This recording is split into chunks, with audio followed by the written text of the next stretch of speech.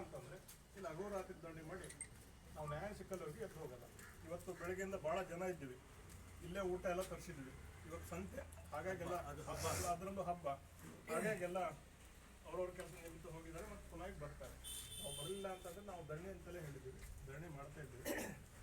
ನಮ್ಮ ಉದ್ದೇಶ ಏನಿಲ್ಲ ಸರ್, ನಮ್ಮ ಸಿದ್ದಾಪುರ ತಾಲೂಕಿನ ಸಮಸ್ತ ನಾಗರಿಕರ ಪರವಾಗಿ ಹೋರಾಟ ಮಾಡ್ತೀವಿ. ಯಾವುದೇ ಅಧಿಕಾರಿಗಳ ವಿರುದ್ಧವಾಗಲಿ ಬೇರೆ ಏನು ನಮ್ಮದು ಇಲ್ಲ.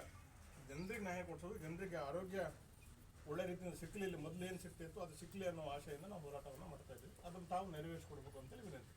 ಇದು ಎರಡನೇ ಹೋರಾಟ ಸರ್. ಇದು ಸರ್ಕಾರಿ ಆಸ್ಪತ್ರೆ, ತಾಲೂಕು ಆಸ್ಪತ್ರೆಯಲ್ಲಿ ಒಬ್ಬರು ಸ್ತ್ರೀರೋಗ ತಜ್ಞರು ಇಲ್ಲ ಅಂದ್ರೆ ಹಾಸ್ಪಿಟಲ್ ಇರೋದೊಂದಿಗೆ ನೀವು ಬಾಗಿಲಕ್ಕೆ ಮುಚ್ಕೊಂಡು ಹೋಗೋದಿಲ್ಲ. ಇಡೀ ತಾಲೂಕಿಗೆ ಒಂದೇ ಒಂದು ಹೆರಿಗೆ ಡಾಕ್ಟರ್ ಇಲ್ಲ, ಮಕ್ಕಳು ಡಾಕ್ಟರ್ ಇಲ್ಲ ಅಂತಂದ್ರೆ ಹಾಸ್ಪಿಟಲ್ ಇರೋದ್ರಿಂದ ಕೇಳ್ರಿ, ಬಾಗಿಲು ಹಚ್ಕೊಂಡು ಹೋಗ್ಬೇಕಲ್ಲ. ಡಾಕ್ಟ್ರು ನಿಮ್ದು ಕೌನ್ಸಿಲ್ ಪ್ರಕಾರ ಟ್ರಾನ್ಸ್ಫರ್ ಆಗ್ತಾರೆ, ಇಮಿಡಿಯೇಟ್ ತಕ್ಷಣಕ್ಕೆ ಒಂದು ವಾರದೊಳಗಡೆ ನೀವೇನಾದ್ರು ವ್ಯವಸ್ಥೆ ಮಾಡ್ಬೇಕಲ್ಲ. ನೀವು ಕೌನ್ಸಿಲಿಂಗ್ ಪ್ರಕಾರ ಆಗ್ತಾರೆ ಅಂತಂದ್ರು ಟೆಂಪ್ರರಿ ಆಗಾದ್ರೂ ಒಂದು ವ್ಯವಸ್ಥೆ ಮಾಡ್ಬೇಕಲ್ಲ. ಈಗ ನೀವು ಹೇಳಿ ಸರ್, ನಾವೀಗ ನಾವಿವತ್ತು ಇಲ್ಲಿಂದ ಈಗ ಹೊರಡೋದ, ನೀವೇನಾದ್ರು ನಮಗೆ ಆಶ್ವಾಸನೆ ಕೊಟ್ಟರೆ ಇಲ್ಲ ನಾವು ತಕ್ಷಣಕ್ಕೆ ಈಗ ಇವತ್ತು ನಾಳೆನ ನಾಡ್ದು ಒಂದು ಡಾಕ್ಟರ್ ನೇಮಕ ಮಾಡ್ತಿದ್ದು ಆಶ್ವಾಸನೆ ಕೊಟ್ಟರೆ ನಾವು ಹೊರಡ್ತೀವಿ. ಇಲ್ಲ ಇಲ್ಲೇ ಕುತ್ಕೋಬೇಕಾ, ನಿಮ್ಮ ಹತ್ರ ಆಗುತ್ತಾ ಸರ್? ಇಲ್ಲ ಹೇಳಿ ಸರ್, ಸ್ಪಷ್ಟವಾಗಿ ಹೇಳಿ. ನಿಮ್ಮ ಹತ್ರ ಆರೋಗ್ಯ ಮಿನಿಸ್ಟ್ರಿಗೆ ಮಾತಾಡಿ, ಸರ್ಕಾರಕ್ಕೆ ಮಾತಾಡಿ, ತಕ್ಷಣಕ್ಕೆ ಡಾಕ್ಟರ್ನ ನೇಮಕ ಮಾಡೋಕ್ಕೆ. ಸರ್ಕಾರದಿಂದ ಪರ್ಮನೆಂಟ್ ಡಾಕ್ಟರ್ ಇದ್ದಿದ್ದು ಟೆಂಪ್ರರಿ ಡಾಕ್ಟರ್ ಅಲ್ವಾ, ತಕ್ಷಣಕ್ಕೆ ಯಾವ ಥರ ಏನಾದ್ರು ಮಾಡ್ಕೊಡ್ತೀರ ಅಂತಂದ್ರೆ ನಾವು ಇಲ್ಲಿಂದ ಹೊರಡ್ತೀವಿ ಸರ್. ದೊಡ್ಡ ಆಸ್ಪತ್ರೆ ಸರ್, ಎಲ್ಲಾ ಬೆಡ್ಗಳು ಖಾಲಿನೇ ಇರೋದು. ಈಗ 3 ತಿಂಗಳಾಯ್ತು ಒಂದು ತಾಲೂಕಿಗೆ ಒಬ್ಬರೇ ಒಬ್ರು ಸ್ತ್ರೀರೋಗ ತಜ್ಞರಿಲ್ಲ ಅಂತಂದ್ರೆ ನಾನು ಏನ್ ಮಾಡ್ಬೇಕು ಸರ್? ಇದು ನಮ್ಗೆ ಮೂಲಭೂತ ಹಕ್ಕು. ನಾವೇನೋ ಇಲ್ದಿರೋದು ಕೇಳ್ತೀವಿ. ಕಾಲದಲ್ಲಿ ಟಾಪ್ ಆಸ್ಪತ್ರೆ ಜಿಲ್ಲೆಯಲ್ಲೇ ನಾವು ಒಂದು ಮೂಲಭೂತ ಹಕ್ಕು ಸರ್ ನಮ್ದು.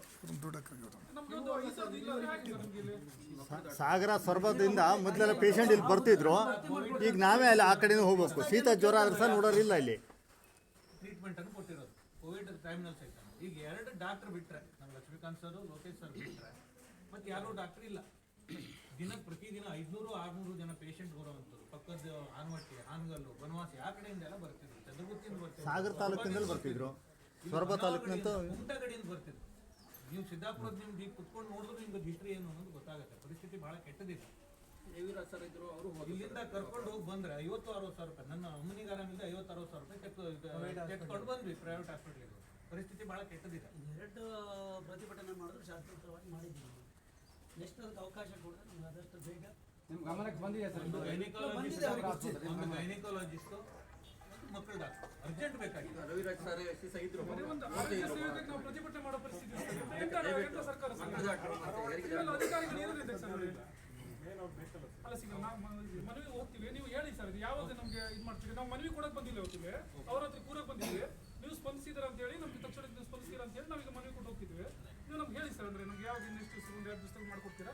ಅಟ್ಲೀಸ್ಟ್ ಟೆಂಪ್ರರಿ ಆದ್ರೂ ಈಗ ಮಕ್ಕಳು ಡಾಕ್ಟ್ರು, ಹೆರಿಗೆ ಡಾಕ್ಟ್ರು, ಎಮರ್ಜೆನ್ಸಿ ನೀವು ಒಂದು 2 ನೇಮಕ ಮಾಡಿದ್ರೆ ಒಂದು ಸ್ವಲ್ಪ ಜನರಿಗೆ ಅನುಕೂಲ ಆಗುತ್ತೆ. ಇಲ್ಲ ಜನ ಸಾಯಿಲಿ, ಈ ಸರ್ಕಾರ ಮುಗಿಯವರಿಗೆ 2 ವರ್ಷ ಇದೇ ಒಂದು ಸಾಯಿಲಿ ಅಂತ ಹೇಳಿದ್ರೆ ಅದನ್ನು ಹೇಳ್ಬಿಡಿ ಸರ್ ಅಷ್ಟೇ. ನಮ್ಮ ಹತ್ರ ಆಗೋದಿಲ್ಲ, ಈ ಸರ್ಕಾರದ ಯೋಗ್ಯತೆ ಇಲ್ಲ.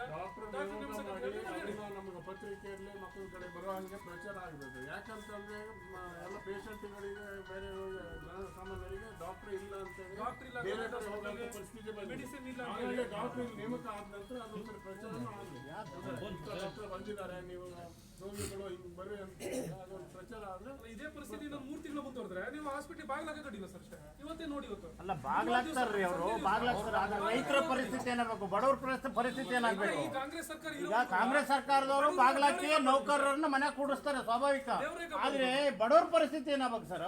ಅಲ್ಲಿ ಒಂದು ವಾರ್ಡಲ್ಲಿ ಕೇಳೋರಿಲ್ಲ, ಹಾಗೆ ಬಿತ್ಕೊಂಡಿದ್ದಾರೆ ಪೇಷಂಟ್ಗಳು, ಕೂಲಿ ಮಾಡೋರು. ಅವರು ಎಲ್ಲೆಲ್ಲೋ ದುಡ್ಡು ತಂದು ಹಾಕೊಂಡು ಇಲ್ಲಿ ಖರ್ಚು ವೆಚ್ಚ ಹಾಕೊಂಡು ಇಲ್ಲಿ ಬಿದ್ದಾರೆ. ಯಾಕಂದ್ರೆ ಪ್ರೈವೇಟ್ ಹೋಗಕ್ಕೆ ಅವ್ರ ಹತ್ರ ಶಕ್ತಿ ಇಲ್ಲ. ಒಂದು ವಾರ ಆದ್ರೂ ಇಲ್ಲೇ ಅವ್ರು ಬಿದ್ದಿರ್ತಾರೆ, ಕೊಳಿತಾ ಇರ್ತಾರೆ. ಆಗಿದ್ಮೇಲೆ MLA ಅವರು ಯಾಕೆ ಆಗ್ತಾರೆ? ಮಂಜು, ಬೆಡ್ ಅಲ್ಲಿ ಪೇಷಂಟ್ಗಳಿಲ್ಲ, ಎಲ್ಲಾ ಬೆಡ್ಗಳು ಖಾಲಿ. ಸುಮ್ಮನೆ ನಾವು ಏನು ಹೇಳೋದು, ಎಲ್ಲಾ ಬೆಡ್ಗಳು ಖಾಲಿ. ಎಲ್ಲ ಬಾಣಂತಿಯರು ಇರಬೇಕಿತ್ತು, ಎಲ್ಲಿ ಹೆರಿಗೆ ಆಗಿರುವಂತ ಹೆಂಗಸರು ಇರಬೇಕಿತ್ತು. ಅಲ್ಲ ಸರ್, ನಾವು ಇದೇ ರೀತಿ ಒಂದ್ ನಿಮಿಷ ಇದೇ ರೀತಿ ನಾವು ಪ್ರತಿಭಟನೆ ಮಾಡ್ತಾ ಇರೋದು. ಅವರು ಮನವಿ ತಗೊಳ್ತಾ ಹೋದ್ರೆ ಪೇಷಂಟ್ ಕತೆ ಏನಾಗಬೇಕು? ದಿಢೀರ್ ಒಂದು ನಿರ್ಧಾರ ತಗೋಬೇಕು ತಾನೆ ಇಲ್ಲಿ. ಈಗ ಸರ್ಕಾರಿ ಆಸ್ಪತ್ರೆ ಅಂದ್ರೆ ದಿಢೀರ್ ಒಂದು ನಿರ್ಧಾರ ತಗೋಬೇಕು. ನಾವು ಕೇಳ್ತಾ ಇರೋದು ನಮ್ಮ ರೈತರಿಗೆ ಗೊಬ್ಬರ ಕೊಡಿ, ಮತ್ತೊಂದು ಕೊಡಿ ಅಂತ ಕೇಳ್ತಾ ಇಲ್ಲ ನಿಮ್ಮನ್ನ. ನಾವು ಪೇಷಂಟ್ ಅನ್ನ ಉಳಿಸ್ಕೊಳ್ಳೋಕೆ ಡಾಕ್ಟರ್ ಕೊಡಿ ಅಂತ ಕೇಳ್ತಾ ಇದ್ದೀವಿ. ಇವತ್ತು ಡಾಕ್ಟರ್ನ ಕೊಡಿ ನೀವು ತಕ್ಷಣ.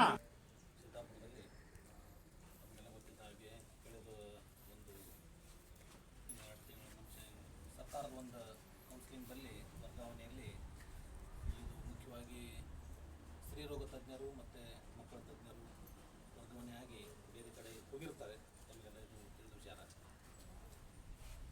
ಆ ವರ್ಗಾವಣೆಯಲ್ಲಿ ಇಲ್ಲಿ ಬೇರೆ ಯಾರೂ ವೈದ್ಯರು ಇಲ್ಲಿ ಆಯ್ಕೆ ಮಾಡಿಕೊಂಡಿಲ್ಲ, ಹೀಗಾಗಿ ಆ ಸ್ಥಾನ ಇಲ್ಲಿ ಖಾಲಿ ಇದೆ. ಮುಖ್ಯವಾಗಿ ತಮ್ಮ ಏನು ಒಂದು ಮನವಿಯನ್ನು ಇವತ್ತು ನಾನು ಸ್ವೀಕರಿಸಿ ಮಾನ್ಯ ಜಿಲ್ಲಾಧಿಕಾರಿ ಆಯಿತು, ಮಾನ್ಯ ನಮ್ಮ ಆಯುಕ್ತರು, ಪ್ರಧಾನ ಕಾರ್ಯದರ್ಶಿಗಳು, ಮಾನ್ಯ ಸಚಿವರು ಇದನ್ನು ನಾವು ತರ್ತೀವಿ. ಎರಡನೇ ವಿಚಾರ, ಸರ್ಕಾರಿ ವೈದ್ಯರು ಇಲ್ಲಿ ನೇಮಕ ಮಾಡಿಕೊಳ್ಳಲಿಕ್ಕೆ ನಾವು 2 ರಿಂದ 3 ಬಾರಿ ಪೇಪರ್ ನೋಟಿಫಿಕೇಶನ್ ಕೊಟ್ಟಿದ್ದೀವಿ ನಾವು. ಮತ್ತು ನಮ್ಮ ಹಂತದಲ್ಲಿ ಇವತ್ತು ಅರ್ಜಿ ಬಂದರೆ ವಿದಿನ್ 1 or 2 ಡೇಸಲ್ಲೇ ಆರ್ಡರ್ ಕೊಡುವಂಥ ನಾವೊಂದು ಪ್ರಕ್ರಿಯೆಯನ್ನು ಮಾಡ್ಕೊಂಡಿದ್ದೀವಿ. ಸೊ 2-3 ಬಾರಿ ನಾನು ಪೇಪರ್ ನೋಟಿಫಿಕೇಶನ್ ಕೊಟ್ಟ ನಂತರ ನಮಗೆ ಇನ್ನೂ ಅರ್ಜಿ ಯಾವುವು ನಾವು ಸ್ವೀಕೃತವಾಗಿಲ್ಲ. ಸೊ ಯಾವುದಾದ್ರೂ ಅರ್ಜಿ ಸ್ವೀಕೃತರೆ ಇಮಿಡಿಯೇಟ್ ಕೊಡ್ಲಿಕ್ಕೆ ನಾವು ಪ್ರಕ್ರಿಯೆ ಮಾಡ್ಕೊಂಡಿದ್ದೀವಿ. ಸೊ ಈ ವಿಚಾರವಾಗಿ ತಮಗೆ ಹೇಳಬೇಕಂದ್ರೆ, ಈ ನಾವು ಏನು ಕಾಲ್ಫಾರ್ ಮಾಡಿದ್ದೀವಿ ಅಥವಾ ಯಾರಾದರೂ ಗುತ್ತಿಗೆ ಆಧಾರ ಮೇಲೆ ಇದ್ದರೂ ಬರಲಿಕ್ಕೆ ಇಚ್ಛಪಟ್ಟರೆ ಅವರಿಗೆ ತುರ್ತಾಗಿ ನಾವು ಆರ್ಡರ್ ಕೊಡುವಂಥ ವ್ಯವಸ್ಥೆ ಮಾಡ್ಕೊಂಡಿದ್ದೀವಿ. ಇದೇ ವಿಚಾರವಾಗಿ ಹೇಳಬೇಕಂದ್ರೆ, ನಾವು ಬೇರೆ ಕಡೆ ಬೇರೆ ಜಿಲ್ಲೆಯವರಿಗೂ ಕಾಂಟ್ಯಾಕ್ಟ್ ಮಾಡಿ, ಬೇರೆ ನಮ್ಮ ಧಾರವಾಡ ಆಗಲಿ, ಬೆಳಗಾವಿ ಆಗಲಿ, ಸೊ ಅಲ್ಲಿ ಬೇರೆ ವೈದ್ಯರಿಗೆ ನಾವು ಪರ್ಸನಲಿ ಕಾಲ್ ಮಾಡಿ ರಿಕ್ವೆಸ್ಟ್ ಮಾಡಿ ಖಾಲಿ ಇದೆ, ಯಾರಾದರೂ ಬರೋ ಇಚ್ಛೆ ಇದ್ದರೆ